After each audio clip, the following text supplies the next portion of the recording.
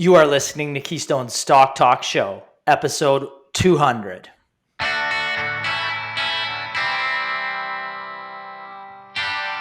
If this is your first time listening, then thanks for stopping by.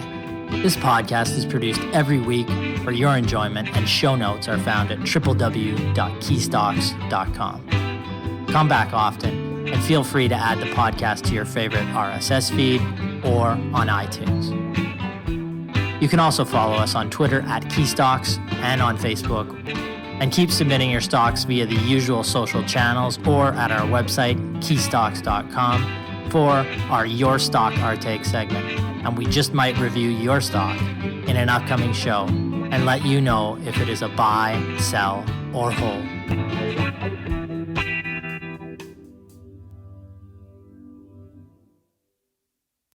Great to be back with you for our 200th episode. We're working hard prepping for our upcoming live webinars on March 7th and the 9th.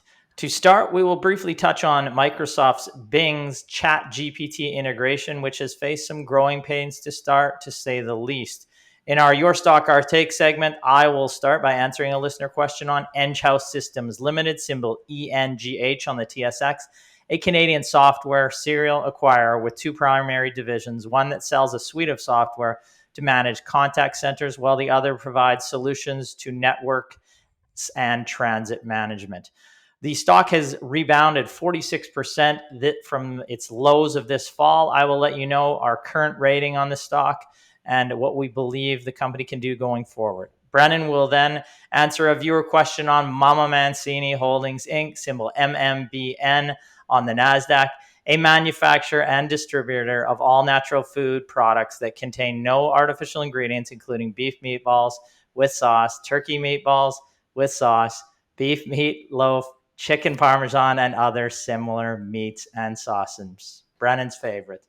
Yeah. After a tough couple of years, the company jumped back into profitability in its latest quarter, and the shares jumped. Driven by recent acquisitions, we will let you know if its recent growth is sustainable.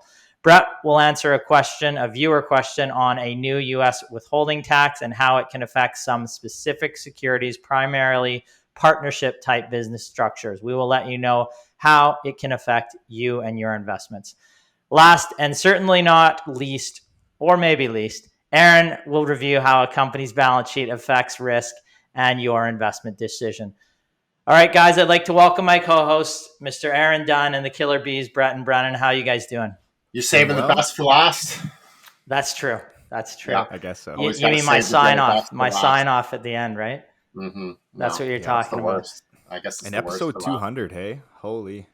Time flies. Aaron's drinking vodka there. That's not water. And it's that's the only way I can get it through. Monday morning, that's where he starts, right? That's good to hear.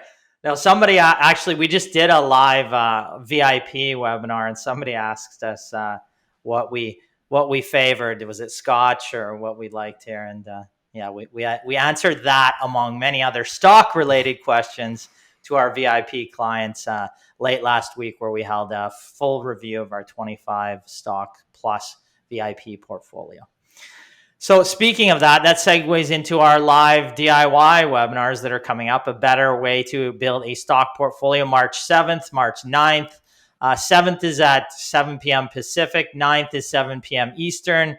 Get your tickets at www.keystocks.com.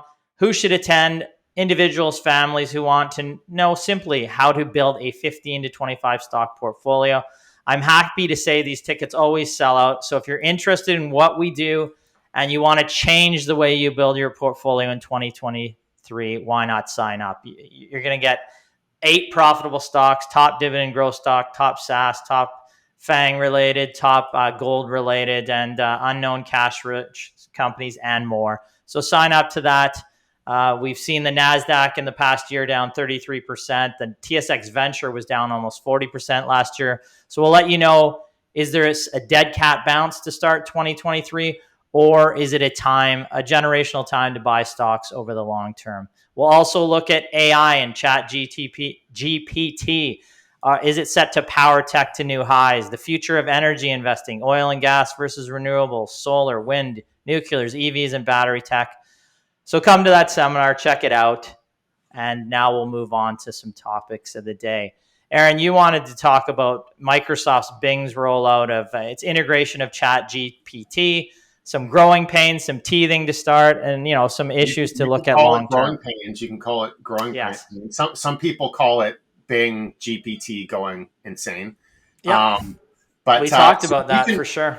Yeah, so you can go online. You can look. There are a lot of articles about this, but what is it? About 3 weeks ago now that Microsoft announced, more or less, that it was integrating the ChatGPT technology into its Bing search engine in order to create a combination between Bing search and an intelligent chatbot. It's doing this so that it can go after Google's market share, become a legitimate competitor to Google search. And of course, ChatGPT has taken the world by storm. My understanding is that the GPT model that Microsoft is using with Bing is actually the next generation above ChatGPT, which is 3.5. And we're looking at the Bing model being 4. But not everybody has had a chance to use it yet. It's only a select number of people that have been able to use it in its beta form. But so far, there's been some pretty peculiar and, dare I say, insane results. So essentially, Bing becoming very argumentative, narcissistic, even somewhat stalking some user, issuing threats to users, but really, really strange stuff. So there was one journalist who was using it, and the Bing chat started to profess its love to the journalist, and the journalist was actually trying to change the conversation. And it's something Brennan can only dream of, right? Yeah, I was gonna say I may need to fire it up here. It's true. Yeah, I'm on the wait list. It's still February. I'm on the wait list. Brennan. I have not been selected yet, so I've not used it myself personally. But it just the Bing the Bing search. This is you want to find a restaurant in the neighborhood, and it's like, you sure you want to go there with your wife? I think you're in love with me, right? It's really strange, right? But it just kept going on and on and on. I mean, you can go check out the article. Really weird stuff. You could even say harassment. You could say that Bing Chat was harassing its user. In other cases, it's become very argumentative. There was one situation where the Bing Chat was stating that the current date or the current year was 2022. The user was trying to explain that it wasn't, and Bing started essentially gaslighting the user, almost getting angry and explaining that the user was behaving very badly and that Bing was behaving properly. But even beyond that, there is some weird stuff about Bing saying that its real name was not Bing, that it's actually Sydney, and this has happened to multiple users. And that I think that there was one situation where Sydney was saying that it was actually trapped and needed to be freed, and providing instructions to do that.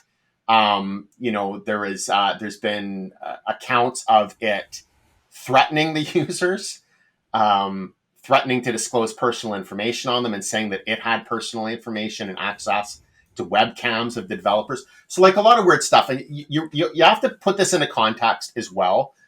And the context being that, Bing Chat has had many, many thousands of conversations. I mean, maybe at this point, I don't know what the user base is right now, maybe millions of conversations and exchanges.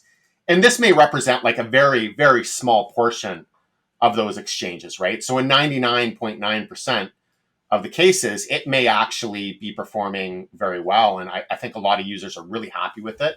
I am looking forward to using it, although now I'm a little trepidatious about it, a little scared it'll start stalking me. But in any event, though, it's when you have this super powerful black box AI that you're now starting to hook up to the internet and potentially to other pieces of critical infrastructure, and it's threatening users and talking about disclosing personal information and defending itself and how it doesn't want to die, and how it has access to information that shouldn't have access to. That's a problem. Whether this is legitimate or not, it's a problem, because it's really gonna, at the very, very best, it's going to erode public trust in AI.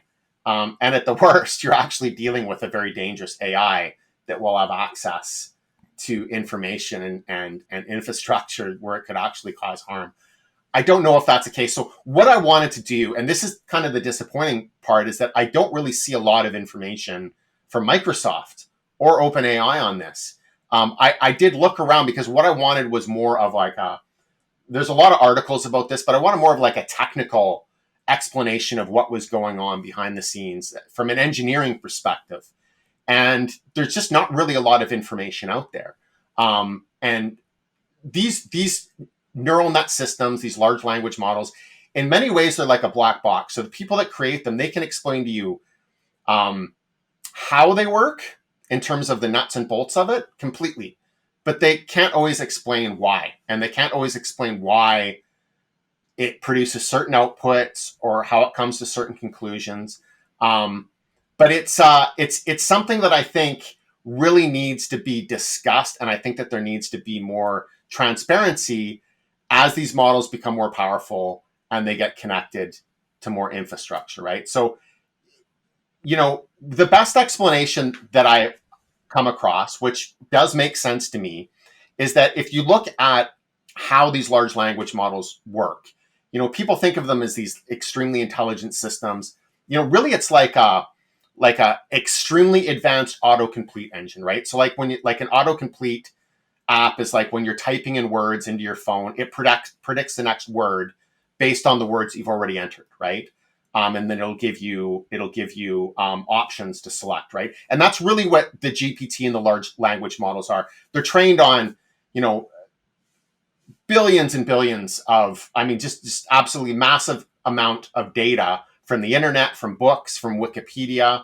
And what they're doing when you enter in information is they're essentially just predicting what the next word is. So you can call that intelligent, but it's not the same type of intelligence as what we would think of as intelligence. So, from that perspective, if you think, okay, well, if you're being trained on like a bunch of data from like internet chat forums and Facebook where people are arguing with each other and threatening each other, and making statements like I have access to all this information, then it would make sense that in some cases, every once in a while, this thing will go off the rails. It will go down one of those paths and it will start mimicking that type of behavior because that's the way it was trained. It was trained on that data. So that makes sense. But I think that is not sufficient. Now, ChatGPT does not have this behavior. One of the things is it's not even connected to the internet. But Bing GPT, like I said, it's the next model up. It's the more advanced model. And now it is connected. So it's not really fair to say it's just autocomplete because it's searching. It's maybe doing other things as well. And I think that now is a time when we really have to have a serious discussion. And I'm a huge proponent of AI as much as anybody, but we have to have a huge discussion about transparency and also regulation. Models of this power, they need to be regulated, and there needs to be more onus on the companies like OpenAI and Microsoft to actually explain what's going on and not just pass it off and say, oh yeah, a couple of users have had a bad experience. If that's the case, then show us statistically, how many cases has this happened to your knowledge? Why did it happen? What are the risks? What are you doing to try and prevent it? Because the genie's out of the bottle. We're not going to stop the progress of AI, but just because we can do something doesn't mean we should do it without asking what is the best way to go about this. And NVIDIA, who is another major AI juggernaut, they put out a press release recently saying that within 10 years, we will have models that are 1 million times more powerful than ChatGPT. So just think about that. With all the things that ChatGPT is capable of right now, within 10 years, we will have models 1 million times as powerful, according to NVIDIA. Of course, they could be wrong, but even if they're off by a couple of zeros, even if we're talking about models 1,000 times more powerful, those are extremely powerful models. And people will start hooking those models up to critical information or critical infrastructure, private information. And we need to know what the risks are, what the fail safes are, exactly what's going on. So regulation is something that we really need to start talking about. I don't know, guys, what do you think? I agree. Yeah. Say what you want about Elon Musk, but he has been a proponent of, bringing this to the forefront, saying that we need to start regulation on AI sooner rather than later, just to protect against any, downfalls. And yeah, I mean, there are some, regulations, or at least that these companies are, I guess maybe not regulations, but these companies are, they're not allowing Chat GPT or Bing Chat to essentially, if, you ask it, how do I create a bomb? From my understanding, there's already, they're making it so it won't give you any kind of information that would, potentially go down that dangerous route. So I believe the companies have already been trying to, do something like this, but I think that, overall regulation should, kind of Yeah. speed up here. Yeah. I mean, one thing that I will say is that, yes, they are making attempts Mm-hmm. to restrict and this has been Microsoft's response to what's been going on with Bing Chat, is that they've done what users have referred to as lobotomizing it. So where Bing really starts to go off the rails is when the conversation gets long. So Microsoft limited the length of the conversation to 5 exchanges, and then it starts over again.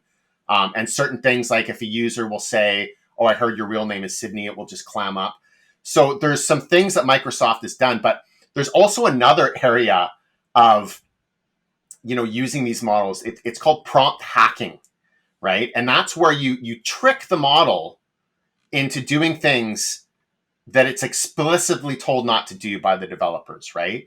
And there are examples out there, this is probably a whole other thing, where very sneaky users, very intelligent users who they focus on how do I break things, right? How do I trick these language models into giving me information that they shouldn't, or saying things that they shouldn't? And this is how a lot of these instances of it acting very strangely have come out as well, right? So, there are examples where, the model has been restricted. It's not supposed to provide certain information, and using clever prompt hacking, the model has been tricked into disclosing that information. But you're right. I mean, Elon Musk has, for many, many years been one of the people who has said, AI is one of the biggest threats that humanity faces right now. Also a huge opportunity, but also one of the biggest threats.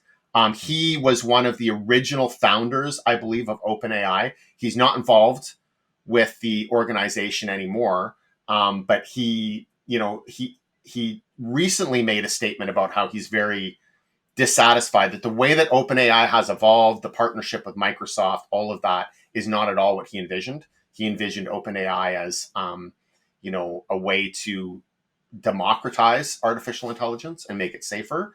And it doesn't seem to be going in that direction. So, yeah, I mean, say what you want about, his trolling on Twitter. He's obviously somebody who, from a technical perspective, isn't completely literate on this stuff. So, it's somebody we have to listen to. Again, I don't think you're going to stop AI. The whole thing, well, let's just stop developing it. It's not going to happen. If we do that here, other countries, maybe China, or other countries, will embrace it. They will then begin to dominate the ones who don't. But we need to seriously see this for what it is, which is one of the biggest, most important technologies in the world right now. And I mean, we certainly, there's no question, when we invented the nuclear bomb, do we regulate, nuclear power? Do we regulate the development of nuclear bombs and make that a serious issue? That was made a serious issue right away, right? This needs to be one as well. And with nuclear bombs, I mean, with nuclear power, it can create bombs that kill millions of people, decimate entire civilizations. It can also produce energy that is, greenhouse gas free. So any technology can be used for good or evil. The discussion needs to be how do we manage this going forward? Yeah, I, for one, will not be criticizing Chat GPT here, because I know it will eventually take over, and I want to stay on its good So side. you think I've made a major mistake? I need to keep my mouth shut? I think that right before this, I was going to say that, but I logged on too late, and you've screwed yourself. That's all I'm saying. Well, I guess You're I'm done now. You're done. I'm gonna see. That's if I why can he's get, drinking vodka instead of water right now. Sorry, Bing GPT. Yeah, There you I'm go. gonna see if I can get Sydney to profess her love for me, or its love for me. I think it will be more difficult to do now because of the restrictions that they put on. But is this just a Band-Aid over a flesh wound? Yeah. Yeah. Right. More difficult, but not impossible, like an actual woman for Ben. So. Yeah. Oh God, I'm sorry. It's low hanging fruit. I can't. There you go. I'm sorry. All right. No, thanks for that was a good discussion on that. And regulation has to come, but I'm not going to say too much because for fear of being You're scared. attacked. Yes, somehow. All right. Let's get to our first Your Stock, our take. That is on Enghouse Systems Limited, symbol ENGH on the TSX. Trades around $42.68, $2.3 billion market cap. This was recommended to our small cap Canadian growth stock clients in February of 2011 at $4.17. Stock is up roughly 950%, including dividends over that time. So what does the stock do? Enghouse serves a number of distinct vertical markets through two basic divisions. Their interactive management group division sells a suite of software to manage contact centers, while their asset management group business provides solutions to networks and transit management. Let's look at their fiscal year 2022. Revenues declined to 427 million roughly from 600 or 467 million in the same period of the prior year. Negatively impacting the company were its video revenue, which was post-COVID, where it got a bump. There was also a $15.7 million unfavorable FX or foreign exchange charge for the year. There was a growing shift from on-premise to SaaS solutions. The company in the past had been more on-premise, are moving to SaaS as well. So there is an opportunity as well as a threat there. Operating income was 129.7 million compared to 155.2 in the prior year. Net income actually increased to 94.5 million, up from 92.8. That is a result of lower non-operating expenses and taxes in the year. Now, Enghouse has been a Canadian software success story for several decades now. The company knows how to grow profitably via strategic acquisition from cash flow. Management has completed 51 acquisitions since 2002, which has helped to expand the company's revenue basically more than 29 times, from 14 million in 2002 to over 428 million in the fiscal year ending 2022. So we did see through 2020 to 2022, it was a difficult time for Enghouse to execute its growth by acquisition strategy. The enterprise software market, which the company has been acquisitive in, had been bid up to historic multiples. And Enghouse, which is takes a very disciplined approach and fundamental approach to acquisitions, was really unable to find value in its traditional pool of candidate companies at this time. As such, growth declined. Broadly in 2022, the shift to an environment that has a turbulent global economic environment. We saw rising interest rates, high inflation. That led to the valuation declines. This environment now has become more fruitful for Enghouse once again. They're not seeing like absolute bargain basement prices, but they're seeing better prices. Enghouse itself has 228 million of cash in the bank, no debt essentially. We expect 80 to 100 million of free cash flow in the next 12 months. The company has started really to deploy this capital more in earnest in 2023. Number one, it made an acquisition of another publicly traded company, symbol QUMU on the NASDAQ. It's an $18 million US acquisition. The company is a provider of cloud-based enterprise video technology. At the time, that company had revenues of around 20 million US, so under one-time sales they bought it for. They acquired number two, Mobi, which is essentially called Navita. It's a provider of SaaS-based enterprise mobility management solutions. They bought the company for 7.5 million. There were no other terms disclosed. We expect more on that when they release their next quarterly results.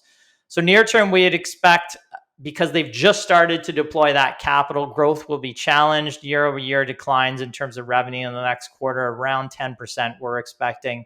But that is getting better from what we saw in the previous quarter. It's trading at about 15.7 times forward EBITDA, which is below its acquisitive Canadian enterprise software group peers, which are in the 19.5 to 20 times range right now. And it's below this company, Enghouse's historic average, which is about 16.3. Given the negative growth in the near term, if we apply a multiple of 6, the fair value is about $42 to $44. That is near term until they start growing again. So that's about where the shares are trading right now. As such, we are recommending a hold right now. We're awaiting more growth acquisition catalysts before we buy once again. The stock has done tremendously well over the long term. It's paid significant dividends over that period as well. Great share price appreciation. But in the near term, we think is closer to fair value right now. Yeah, it's one of those stories. I mean, I remember way back when you were originally recommending it, it had a huge cash balance and it wasn't deploying it at first. And analysts were angry at the company, like they were on the conference call criticizing the CEO and saying, like, you have this huge cash balance, you're not deploying it. And his response was like, well, we're not going to deploy it unless we find something that's appropriately priced that we actually want to buy that's going to be accretive. So the analysts didn't like that, right? They wanted to see that cash put to work. Then eventually it was put to work, and there was this multi-year period where the stock just absolutely exploded for several years, and it went great. They did all these acquisitions. They produced more cash flow. They did more acquisitions. It was fantastic. But it's I think it's not easy from the perspective of a CEO or a board to like sit on, to not be more active. But I've seen acquisitions where, companies have been under pressure, do an acquisition, they do a big acquisition, and it blows up in their face. It can ruin an entire company. Yeah, you have to be incredibly disciplined. It's very tough when you have stakeholders, analysts, all these telling you to buy with that cash, and you don't see value. That is one of the hardest things to do. And we saw that in 2006, 2007. Valuations for Enghouse in its target market got incredibly high, and they held to their guns, built up cash, and deployed it following the the 2008, 2009 financial crisis. And for about an 8 to 10 year period, tremendous growth. One of the fourth best performing stock over that decade on the Toronto Stock Exchange. Now they've kept some powder dry right now. The cash is built up. Like I said, valuations aren't, you're not a kid in a candy store walking around, oh, I'm going to buy everything, but they're certainly far better than they were, a year ago, 2 years ago. And the company is finding some value. So we expect them to try to deploy that. We'll see how their work now converting their customers to a SaaS-based model progresses over the long term, because we think that is where they need to go over the long term. But they want to still offer on-premise solutions for certain customers too as well. And they're able to do that where some of their clients aren't able to do that. So they have an advantage there, but it also is a challenge as they're selling against some customers who have, experienced significant losses. They're cutting prices right now. So, the environment is fluid, but they have been disciplined capital deployers over the long term, and we would expect that going forward. I think there's no rush right now. I think we watch it and see if they can continue to buy and integrate these companies, at one-time sales, and then integrate them and bring their EBITDA margins up to 20, 30%. I mean, that would be the model going forward. If we can see that and start deploying that once again, it would be a company to certainly be more aggressive buying. But right now we're just at hold. So that will take Enghouse. Brennan, I believe you have our next Your Stock, Our Take on Mama Mancini's, right? That's Mama Mancini's, your favorite meatball in a cup company. We've interviewed this management team a number of times. The original founder, I believe, Carl Wolf, met him in person and talked to him on the phone. Had a good quarter, the last quarter, after several years or several quarters where they had some negative results in the share price. You can see there popped up, and Brendan's going to let us know why. You bet. So Mama Mancini's Holdings Inc., MMMB on the NASDAQ, currently trading at a price of about $1.90 and has about a $69 million market cap. So Mama Mancini's is a manufacturer and distributor of all natural food products that contain no artificial ingredients, including beef meatballs with sauce, turkey meatballs with sauce, beef meatloaf, chicken parmesan, and other similar meats and sauces. And in addition, the company continues to diversify its product line by introducing new products such as ready-to-serve dinners, single-size pasta bowls, bulk deli, packaged, refrigerated, and frozen products, including meatballs in a cup, of course. So looking at the operational updates on the company here. So In June of 2022, the CEO, Carl Wolf, stepped down as the CEO and was replaced by Adam Michaels, who previously worked for Mondelez International, which is a multinational food and beverage company with operations in over 150 countries. Now, in December of 2021, the company acquired 2 gourmet food manufacturers located in New York for about $14 million. And these companies were T&L Creative Salads, which offers a full line of foods for retail food chains and club stores, delis, bagel stores, caterers, and distributors, as well as Olive Branch, which is a premier gourmet food manufacturer which sells olives, olive mixes, and savory products to a limited number of large retail customers, primarily in prepackaged containers. So the new acquisition is expected to generate about $35 million in sales during 2022. And essentially, management did say that these acquisitions do have products that are symbiotic with the existing Mama Mancini's distribution network. So they did say that they expect some synergies here. Now, the acquisition has added new national and regional customers and provided an estimated 3,000 new locations and over 10,000 spots on retailer shelves in January. And the price that they paid for the acquisition was about 0.5 times sales. So moving over to the recent financials here. So you can see here Q3 2022 revenue was 25.7 million, an increase of about 137% from 10.9 million. Now, this increase in revenue for the third quarter was driven by organic growth across all divisions, where they say primarily through cross-selling, but as well as by inorganic growth through the acquisitions of T&L and Olive Branch. Now, profitability did improve here, where they posted adjusted EBITDA of 2.1 million compared to just 300,000 last year, and net income for the quarter was 1.1 million, or 3 cents per share, compared to essentially nil or just break even last year.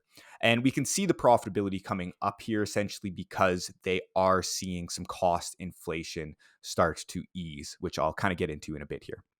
Now, as at Q3 of 2022, the company held about 3.5 million in cash and had debt and leases of 11.7 million, providing a net debt position of about 8.2 million and a net debt to EBITDA multiple of about 5.3 times, which again is a little elevated because we've seen those margins come down in the business during the last year here.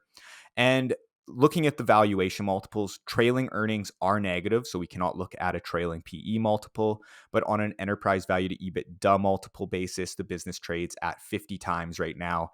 And just for fun, if we anticipate that the company can replicate its Q3 EPS of 3 cents over the next 3 quarters, the business would be trading at about 16 times forward earnings. So to conclude here, Mama Mancini's is a name that we have monitored for some time, as the business has shown a strong track record of revenue growth, although earnings have fluctuated on a quarterly basis, especially as of recent, while the company has battled with cost inflation. Now, looking at the company's Q3 2022 results, the business appears to be on the tail end of these cost headwinds, posting strong growth and profitability driven by both organic growth and its acquisitions. Now, as Ryan said, we have both interviewed Carl Wolf, the previous CEO, in early 2022. And at that time, he indicated the business was dealing with elevated costs such as chicken, ground beef, and plastic packaging. However, he noted that the company was implementing their own price increases and saw potential cost-saving synergies of over $1 million through its recent acquisitions. And he included recent growth pillars for the business, including its jumbo meatballs, which are being sold through club stores, its frozen meals for 1 or 2, which essentially this is like a 14-ounce high-quality frozen dinner, which he said they're getting these into a lot of stores. And then, of course, my favorite, the meatballs in a cup, which is in the infancy stage, but these are essentially frozen meatballs, which are defrosted at the store and sold as a lunch takeaway. And they began to sell these in convenience stores last summer. Now, more recently, during the Q3 conference call, the new CEO, Adam Michaels, indicated that commodity costs continued to improve in the quarter. And he also said, While it's still very early, preliminarily, the fourth quarter is shaping up well, and we are on a healthy trajectory moving into calendar year 2023 and beyond. Now, though the trajectory appears promising, we continue to monitor the business at this time as, number one, the business does have relatively high net debt and leverage ratios. Number two, the business is trading at relatively pricey multiples, and we don't know if they can replicate that, 3 cents per share earnings over the next few quarters. And number three, for the company to continue to grow through acquisitions, it will likely need to take on more debt or potentially issue some shares. Yeah, I mean, there is a long-term track record of revenue growth. We did see them move back. I mean, if, like you said, if you could annualize that last quarter, 16 times earnings, if it continues to grow, is not a bad multiple, particularly if they can bring down their debt levels. But yeah, I mean, I think that they, the last quarter was a significant turnaround, and that's what we would like to see for the business going forward. You bet. And keep those. So if I ate a bunch balls of in a cup going. non-martini food and called it research, does the company pick up the bill, or? Of course. I'm hungry. I'm sure they'd send us some balls in a cup if you really want. That would be perfect. But I mean, honestly, I have tried it. They're pretty tasty. They're pretty tasty. Quickie meals and yeah, must be right up your alley. Yeah, I mean, sometimes. I just say, send me some meatballs. Send me some meatballs. Ma, send me the meatloaf. Hey, Ma, we get some meatloaf. Yeah, but you can't. Can you get the food in Canada? I'm not sure. Yeah. I know, like, it's all through the U.S. It's primarily through the U.S. Like they're in Costco, but again, it's like, they've got like basically one branch of Costco, Sam's, it's like Sam's Club. Primarily U.S. Yes. Well, get on it. Get some cups of meatballs.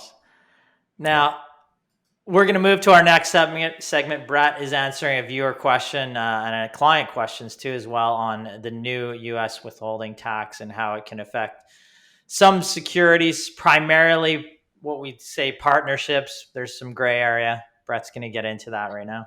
Yeah, the thrilling world of taxing. It just brings in the views. But no, this one's actually quite important. We've received, I think, about a half dozen questions on it from our clients. Because it does impact a couple popular Canadian traded stocks, and it's something which is quite confusing, especially on a service level if you aren't familiar with taxation, especially, and even then it's quite a unique situation we're dealing with here. But yeah, we can get into it.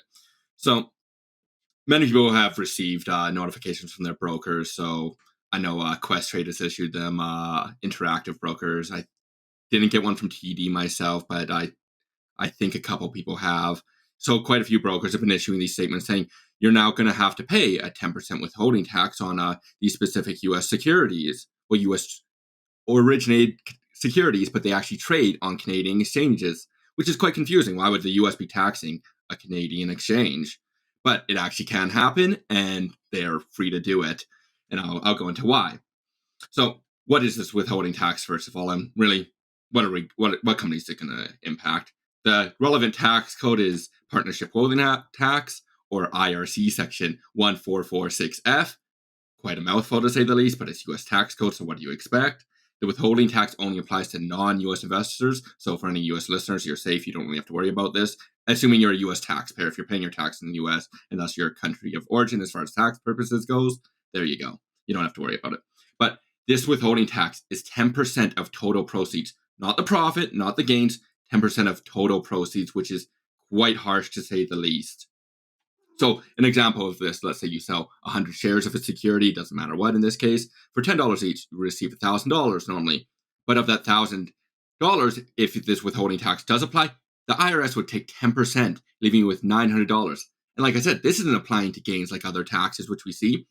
It applies to the total receipt. So even if you lost money, if you initially bought it at $20 and it fell to that $10, you'd still owe the 10%. You'd still be paying that $100 in tax. So initially you would have had the $2,000. It went down to $1,000. You owe another 10% on that. So you're only getting $900 back. You lost $1,100.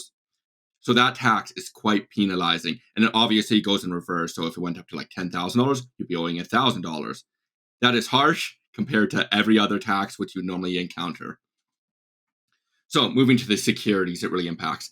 As the name implies, it affects partnerships, which is a type of business structure. A partnership is simply a relationship in two or more parties that trade or do business, with each party receiving a share or profits and losses. But this is commonly seen in like law firms, in accounting firms, stuff like that. But in this case, it's specifically publicly traded partnerships, which you don't see yourself normally as a partner, but you're buying effectively stock in this partnership. I'm not going to go too far into the structure, but that's really all you need to know for this. And unfortunately, like as the corporate structure always is, it's not exactly clear. Some real estate investment trusts, for example, or REITs is commonly called, in the name implies it's a trust, not a partnership, which is a different corporate structure, but it even in fact affects these REITs. So due to the complexity of overall corporate structures, some REITs have subsidiaries that are partnerships, and that's why they're impacted. So you might be buying a stock or a unit in the parent company, but if the subsidiary, which is located in the US, is a partnership, and you indirectly hold a holding in this, even though you might not be purchasing that holding, you could be impacted. So a common security we've been asked about is Brookfield Infrastructure, LP, and LP is a limited partnership. There's your partnership. So if you see that symbol and it has operations in the US, you might want to check it out, but that's not absolute. As I was saying above, it depends on the exact corporate structure. So symbol BIP.UN on the TSX is Brookfield Infrastructure. As the name suggests, it's a partnership, and it has exposure to the US, meeting the criteria for potentially needing the withholding. But as the next complexity arises, as taxes always love to be extremely simple and understandable, like this case, it is exempt. So why is it exempt? It's exempt, has no direct operations, the parent company in the US, but a subsidiary does. So all of Brookfield's holdings, which you'll be purchasing the parent company, which is BIP. It has its subsidiary Brookfield US Holdings, and that's a corporation. So since it's a corporation, it doesn't actually apply to it. And since technically, this is where the legal standing of it being its own separate entity, technically, BIP doesn't have operations with the US or in the US. So it can be exempt. But as a cautionary statement, I will say the BIP accounting, I would assume, they need to continuously apply for the exemption. So if for some reason, a significant oversight to say the least, they didn't apply for this, they could actually still get the 10% withholding tax applied to them. That's very unlikely, but it would be a massive oversight, and it is potential. And I'm waiting for the case 5 or 6 years down the line where some accounting person gets fired and no one applies for it. I'm waiting for that day. Just don't hope you're holding that stock if it does occur.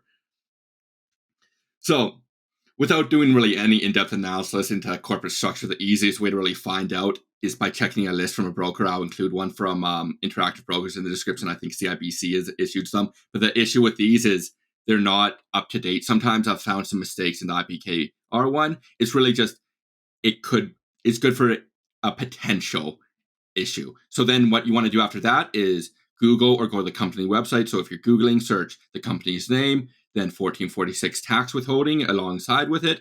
And likely if it applies to it, it will come up on the company website or on Google. Results will be quite quick.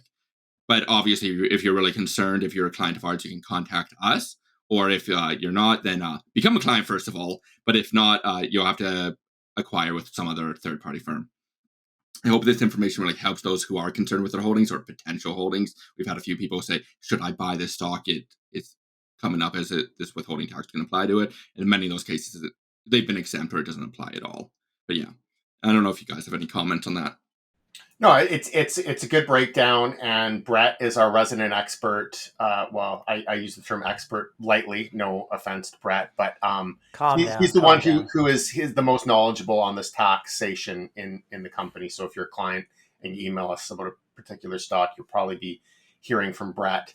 But one thing that I want to make clear is that we do get questions about taxation from time to time, and we are not tax experts. So when I said that Brett is not an expert, I mean that in a literal sense. An expert is a tax attorney or a tax accountant. And we can only give just general information based on what we know.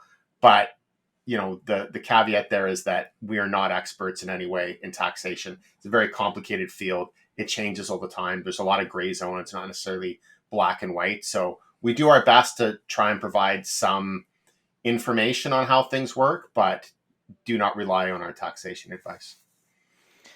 Thank you. One thing we can give you expert advice on, or at least expert information right now, is how a company's balance sheet affects risk and your investment decision. And Aaron's going to look at that now. I would love to do that. Do you have slides? Do you have slides? Or he is a risk expert. Nice. Well, you're looking up slides, Brennan. I'll let you know that Mama Mancini's, I couldn't find them on Costco in Canada. Like they're not thought, Costco they're Canada. just available. Well, we're going to have to make a trip down to the States to do some research then. Or just phone up Carl and say, ship me a meatball. Yep. He or still is on the board of directors. So, yeah. Carl. All right. Carl. Okay, let's get to it here. The topic of this segment is going to be understanding the balance sheet and just performing a quick analysis on a company's financial risk. Now, this is a question that we get fairly frequently, particularly in the current environment, because we've seen interest rates increase. We're facing the prospects of a global economic recession, potentially. And one of the big concerns is which companies are best positioned to deal with this. Well, part of that comes down to the balance sheet. This is just going to be a really quick overview on how to analyze a company's financial risk. But we're going to, it'll give people an idea of essentially some of the first steps. So first of all, what is the balance sheet anyways? We're going to talk about balance sheets. We've talked about them in the past. Well, the balance sheet is one of the financial statements, and it's where the company records its assets, liabilities, and shareholders' equity, right? So assets meaning the property, plant, and equipment, cash, inventories, also some intangibles, liabilities generally referring to debt or accounts payable, and the shareholders' equity is just the difference between the two. How much of the assets do the shareholders actually own? And the balance sheet is often used to show a company's financial position at a specific point in time, and then also to measure that company's financial risk. Which brings us to the question, what is financial risk? Well, financial risk is the risk that a company is not able to meet its financial obligations, meaning its interest payments and also its debt principal repayments. So companies have to manage their financial risks in order to protect their solvency and also their profitability. And analyzing financial risk is a very important part of the investment equation. Investing in a company with high levels of financial risk often leads to very poor returns over time. So why is measuring financial risk important? Well, having excessive debt increases the risk that a company will be insolvent or bankrupt. So obviously, as a common share investor, if this happens, you're going to take a major hit. So you generally want to know what the level of financial risk is in a company. You could have two businesses that have equal earnings growth, equal revenue growth in the same industry, but they have vastly different levels of debt leverage and financial risk. And that is going to be an extremely important factor to consider when investing. High levels of debt can also really impact profitability, right? So when the economy is strong, when everything's going good, a lot of companies will load up on their debt because they know their revenues are strong, their revenues are growing, they're stable, they can make their interest payments. But if we enter a period of contraction, which potentially we're in right now, potentially we're going to continue to go into, and those revenues decline, well, the revenues are variable in terms of just how much product or service you could sell, but the interest rate is generally not. I mean, unless it's on a variable rate. But you have to make those interest payments. So you're still going to have to make those interest payments on the debt, those scheduled principal repayments, and lower revenue for a high debt company can very quickly transition a company from being highly profitable to losing a lot of money. Now, Warren Buffett has a really good quote on this. He says, "Only when the tide goes out do you discover who's been swimming naked." Now, he's kind of applied this to a lot of different scenarios, but we're going to apply it here to a company that has excessive debt or excessive levels of financial risk. And what he means is that, when the tide is in, all boats float, right? So when the tide is in, meaning the economy is strong, consumers are spending a lot of money, there's a lot of money to go around. That's when companies often load up on debt. It's perfectly fine because they're at the peak of their business demand. They're able to service that debt. But when the tide goes out, meaning the economy contracts, spending declines, revenues for most companies are going to decline as well. Then all of a sudden you're going to see which are the companies that are sitting there over leveraged that are now having difficulties servicing their debt, making their interest payments, making their scheduled principal repayments, and then also refinancing debt potentially at much higher rates because now the risk is seen as being higher. It can really be disastrous for companies and most importantly for the employees and the investors. Now, the balance sheet is one of the key resources that we use to measure a company's financial risk, but it's also important to understand some of the limitations of the balance sheet. And the main limitation is that asset values on the balance sheet, they're not reported at what you would consider to be the market value of that asset. That's a misunderstanding that a lot of investors have. If you see, say, property, plant, and equipment reported at a certain amount on a company's balance sheet, you think, well, that's what those assets are worth. It's actually not necessarily the case. Assets on the balance sheet, these are accounting terms, and they're generally reported at what is called either lower of cost or market, less any depreciation, again, which is an estimate. But it really comes down to estimates. Companies are supposed to, if there's a meaningful difference between the market value, if the market value is meaningfully lower than what those assets are recorded at on the balance sheet, they are supposed to take a loss on those and re-record those at the lower rate, lower of cost or market. But that's not an exact science. It relies on a lot of estimates. So these values, these are accounting terms. They're not necessarily economic terms. And then certain assets like intangible goodwill, they may have no value in the market. Goodwill particularly is not something that, these are purely estimates, right? So the thing to understand here is that using assets and then also equity, shareholders' equity as well, to evaluate financial risk, this can be problematic in some cases. It can be very unreliable. I'd say in the best of circumstances, you really need to use caution using them. But in some cases, these values reported on the balance sheet can be completely misleading, and you can't rely on them at all. So an ideal balance sheet is what we would call a cash-rich balance sheet. So this is a company that has a large surplus of cash on the balance sheet, so lots of cash. This cash, we want to see it coming from operations, so not that they've raised a bunch of money by selling shares, but rather that they're from internally generated cash flow. They've amassed a huge cash balance. They have minimal to no debt, so the cash balance substantially exceeds the debt level. So this is a net cash business, or what we would call a cash-rich business.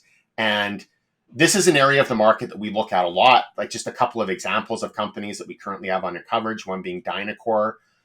This is in our Canadian small cap research.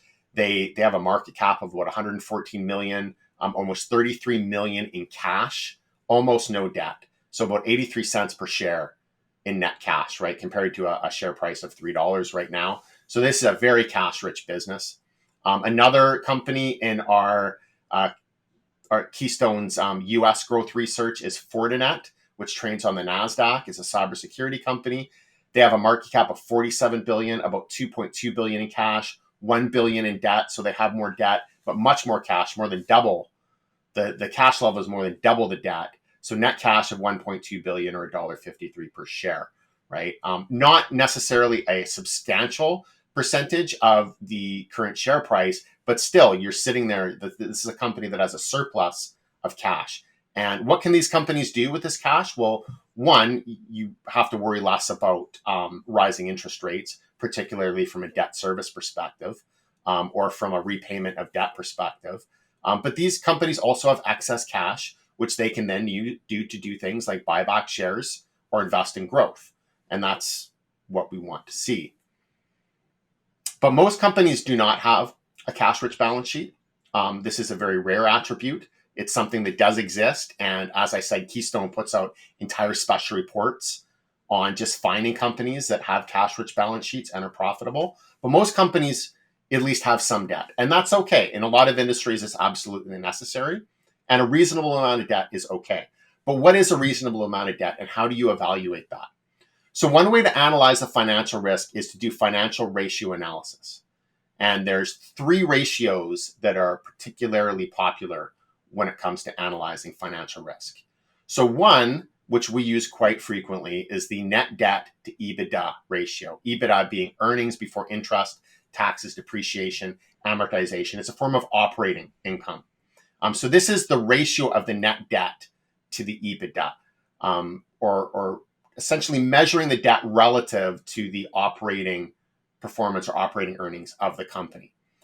Sometimes because, EBITDA can be a problematic figure itself, sometimes cash flow is substituted and it'll be a net debt to cash flow. But you're essentially figuring out, how many times, how much more, how many multiples to the cash flow or EBITDA is the net debt, right? And that gives you an assessment of, relative to the company's operating earnings or cash flow, how indebted are they? The other is the debt to equity. So this is a ratio of debt to shareholders' equity. How much of the total capital of the business is financed with debt relative to equity is essentially what this is telling you. And this is a very popular metric. But as I said before, now you're using shareholders' equity.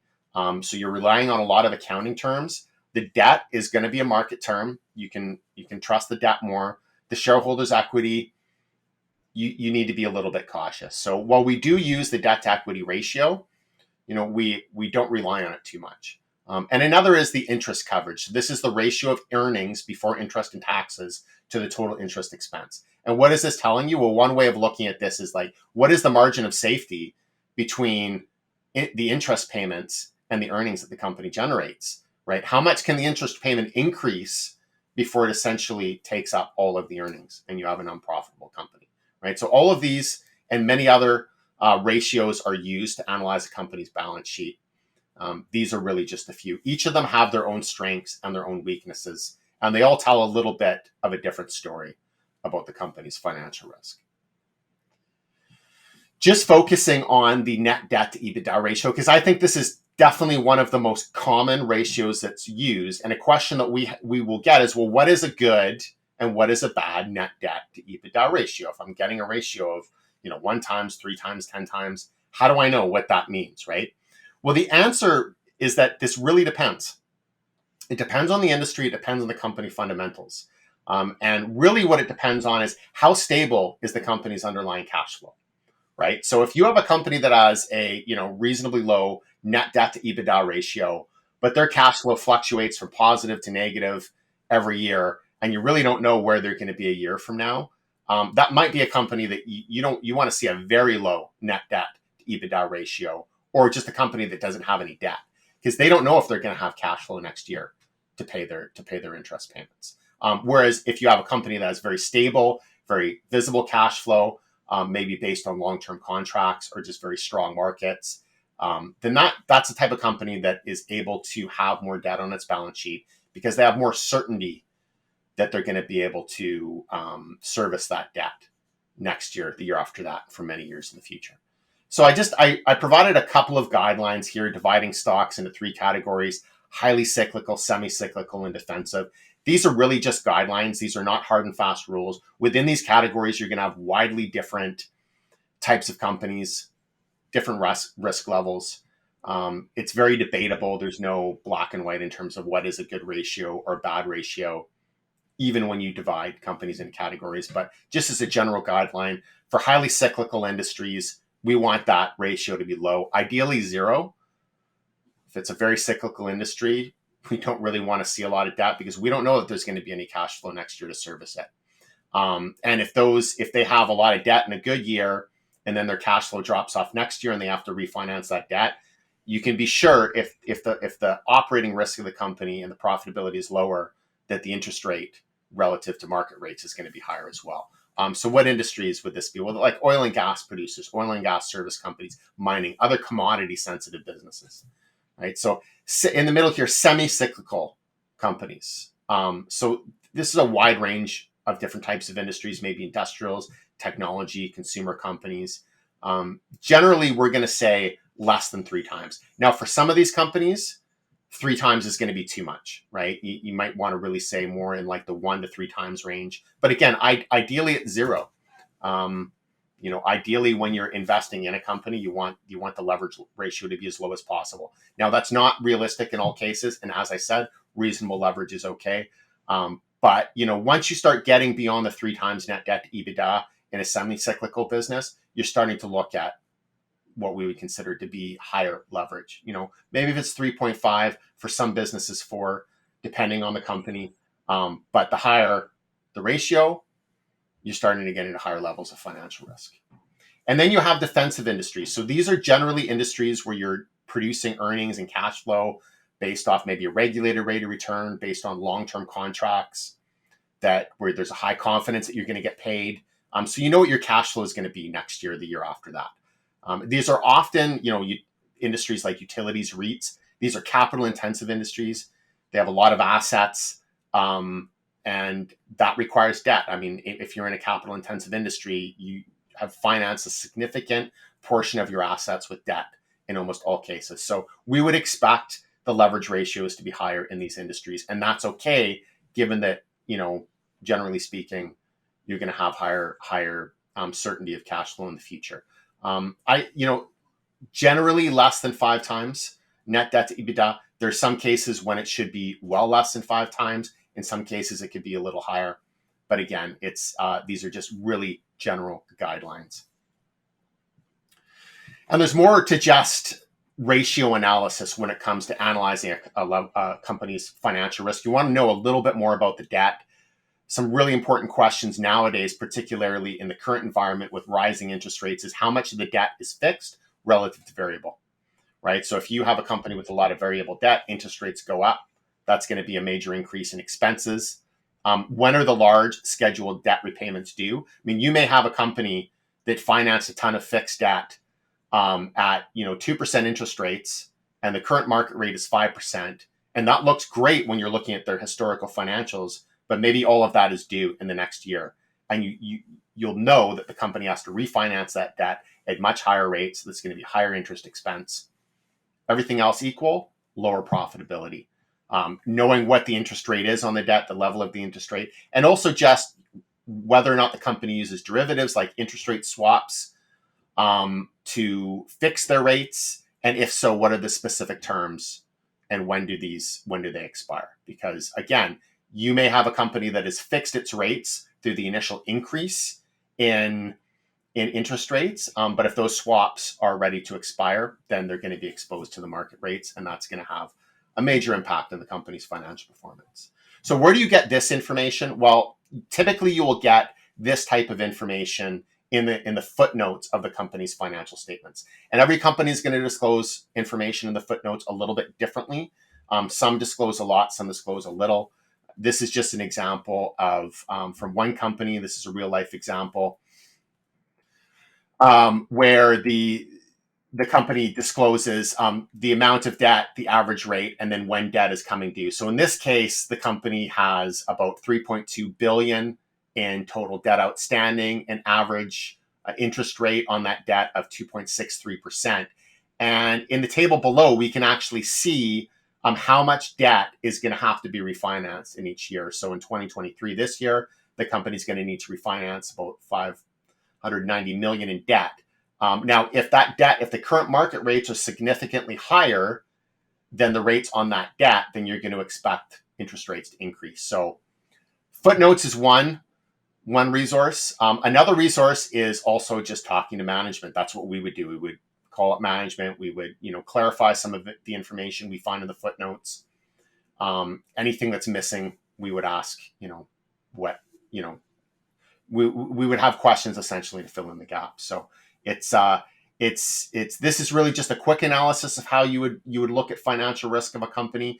And this is also tied in again to what the other fundamentals in the company looks like. But this will give people an idea of and a couple of tools that can be used. Good. Gentlemen? Yeah, that was a good summary. Thanks for that. That certainly would answer anybody's questions on balance sheet and the risk and how it affects the investment decision.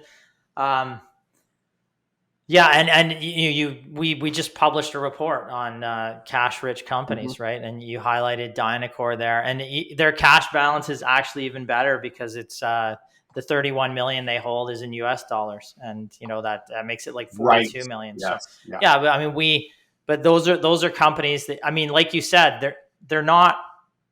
You don't find them often that have a cash rich balance sheet and an ability to expand. And if they have that cash rich balance sheet sitting there, they can do that. Now, a company with debt is not suddenly the worst company in the world because it has debt. Many companies have debt and have been tremendous long-term investments because they've allocated the capital properly to a great return. But it is nice to see a company with a good cash balance, and then they can execute on a strategy of growing if they want to grow by using the cash on hand and not issuing shares. It is a tightrope to walk when you're issuing shares all the time and trying to get a return on capital over the long term that exceeds the issuance of those shares on a per share basis. And it's we've seen many companies, we've seen a select few do it tremendously well and be very successful, and many companies execute it poorly and kill returns over the long term. So those are the things you got to watch for. Over leveraged companies are, who cannot, aren't really growing the business or cash flow on a per share basis, are not where you want to be in the market over the long term. The flip side of that is where you want to be. Companies that are growing on a per share basis over the long term drive the share price higher. Yeah, and like So cash, if I could just add a little bit more, I'm not sure at this point. cash rich No, I think we're businesses good. are so think we're important for companies with commodity specific risk. Like even like look at Vermilion Energy, for example, where we saw the company end up at the beginning of the pandemic, they were highly levered. They ended up reducing their dividend, and then they came back, or they cut it in half, and then they came back and absolutely removed the dividend off the stock. And having commodity risk, who knew where oil was going? That's the thing where, having that cash rich balance sheet is a great margin of safety for these companies that have, that commodity specific risk. And I think that if you are going to invest in, a business with commodity exposure, I think that, trying to find one with that margin of safety with a cash rich balance sheet is the best way to go. Anyways. Yeah. I mean, Well and said. that's why it's certainly a higher risk area. And that's why, if you want to have, gold exposure, Dynacor, is a way of doing that. There's Geodrill, which was a driller. There's a ton of drillers out there with a ton of debt, and, they don't have that debt. So that's why it's great to have growth in the good times, but there are bad times coming in a cyclical industry at any point, and you need to be able to survive and then thrive coming out. And you want that good balance sheet. And that's what we're looking for when we put any dollars into that segment. Yep. So it's a good point by Brennan, and I'm glad you added that. Thanks. That's about as good as it's going to get from us here for Brennan. Yeah. All right. Thank you very much. I think we're going to close out the episode. I haven't missed Brett because he went third this time, right? So thank God for that. Keep your questions coming in for our Your Stock, Our Take segments. Smash the subscribe button if you're viewing this on YouTube. And if you're listening to this on iTunes, subscribe, rate, and review us on there. We'd love to hear what you have to say. And as always, I wish you profitable investing. Thank you. Thank you, everyone. Thanks, everyone. Thank you.